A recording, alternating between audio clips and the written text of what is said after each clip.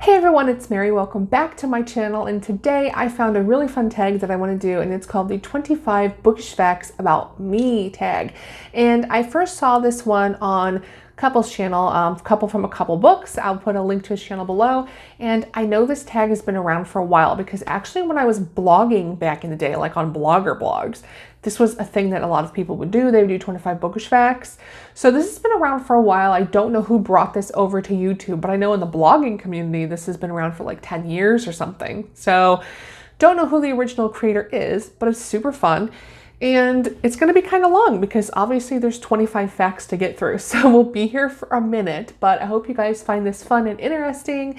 And I would love to see you do it. So if you've done this or if you want to do it, leave me a link to your channel. I would love to check out the 25 bookish facts about you. And as always, I have my notes below. So if you see me looking, I'm looking at my notes because I can't remember 25 things in my head that quickly. All right, so the first one is I do not own very many physical books. I only own one bookshelf full, and that is in the back. I actually have two bookshelves back there. The one in the very back is my books, and this one is like cookbooks, photo albums, stuff that belonged to my mom. I think I just hit my microphone.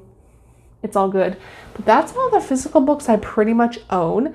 I would like to start owning more physical books, and if I do get the house that I'm hoping I get, I would really like to buy some more books and actually create a library for myself. But we'll see what happens. But I ended up getting rid of a lot of books when I was moving around for work because it's really hard to keep packing up boxes and boxes of books. So I kept my favorites and I got rid of a lot of my books. So most of my books are ebooks. Number 2, I can read super fast and can finish a mass market paperback in about a day.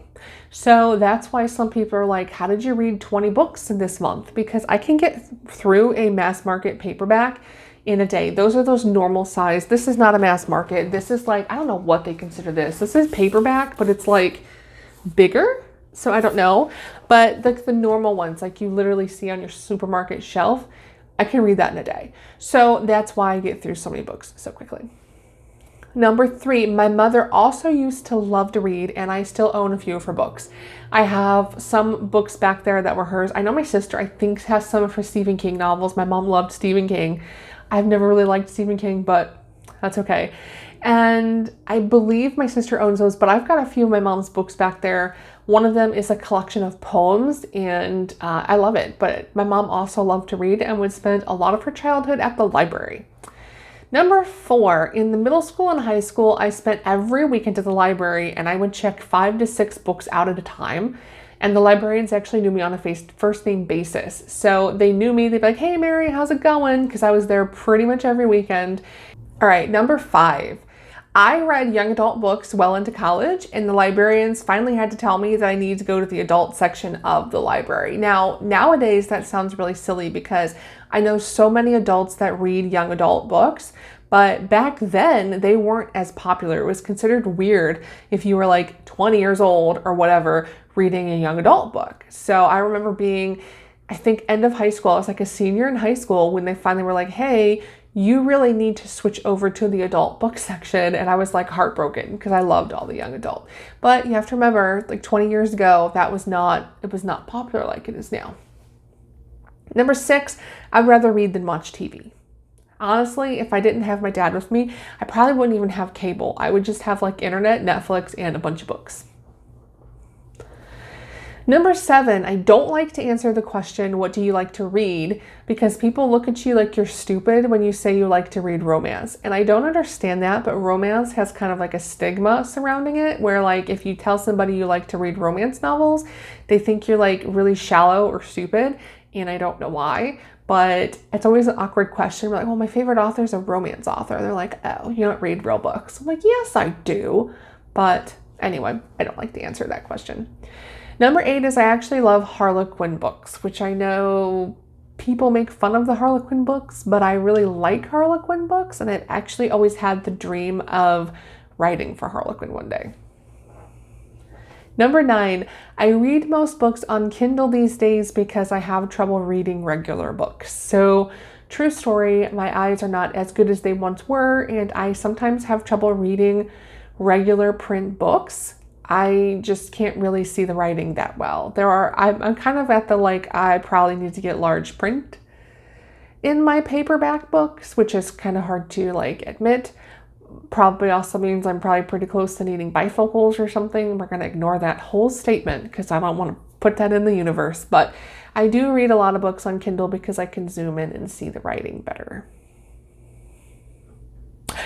Number 10, I don't like nonfiction books. I don't like nonfiction. I will read Bible study books, but otherwise I don't really like nonfiction at all.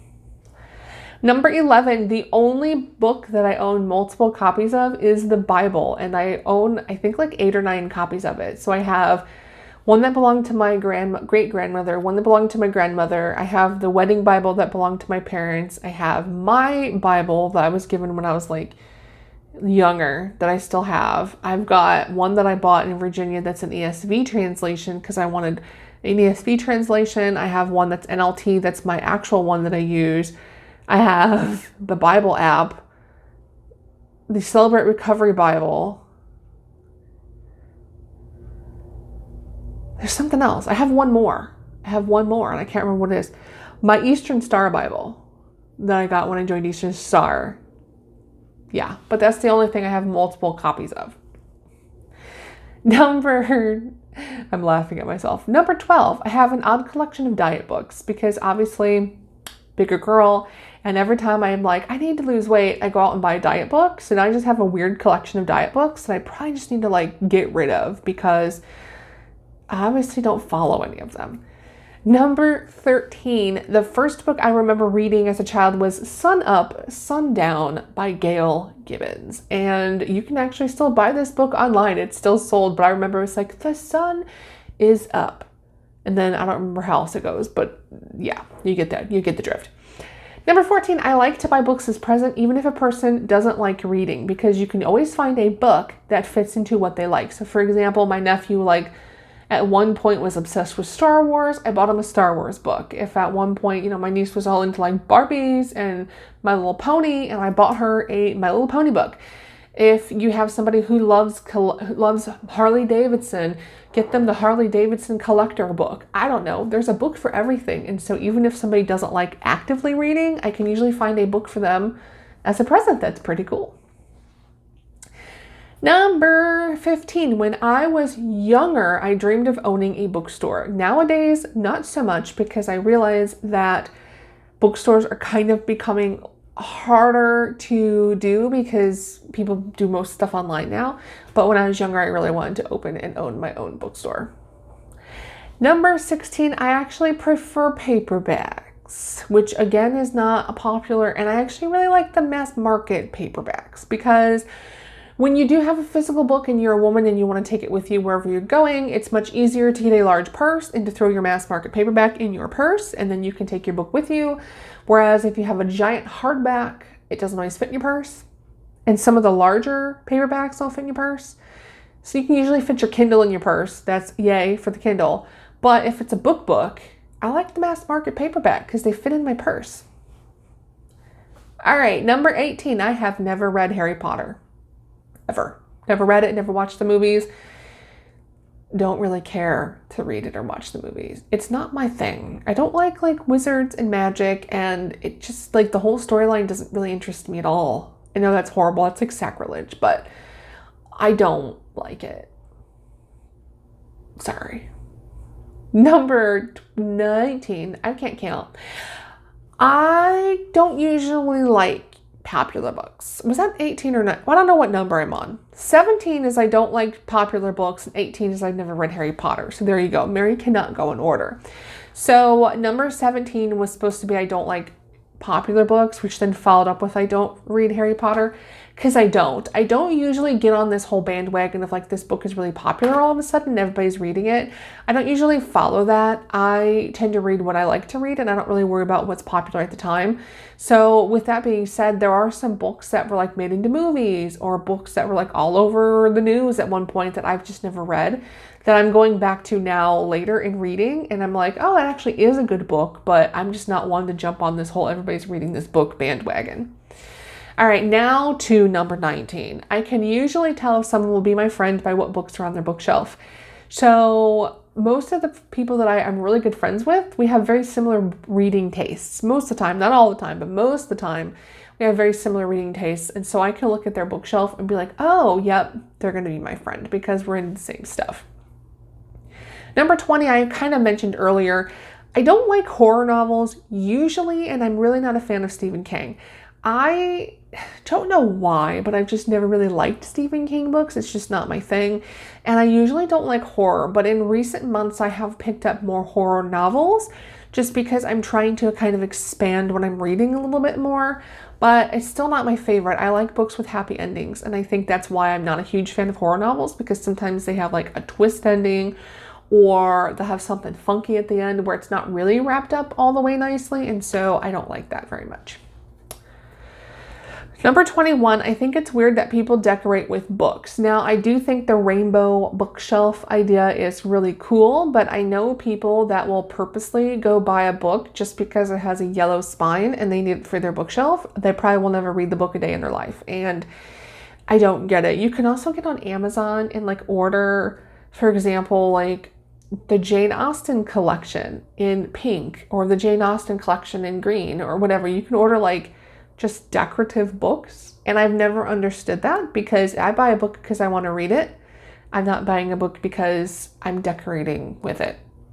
But hey, if that's your jam, that is your jam. It's not my jam. Number 22, I alluded to earlier, which is I someday want to have a library in my house. And that's actually something that if everything goes well and I get this house that I'm hoping I get, I want to try to create a little library for myself. I know that sounds goofy to people who don't love books, but I really want to have a little library. That's just always been my dream. Number 23, when I was in 5th grade, I got in trouble with my teacher and my parents because I stayed up all night reading one of the Little House on the Prairie books, and I didn't study for my social studies test.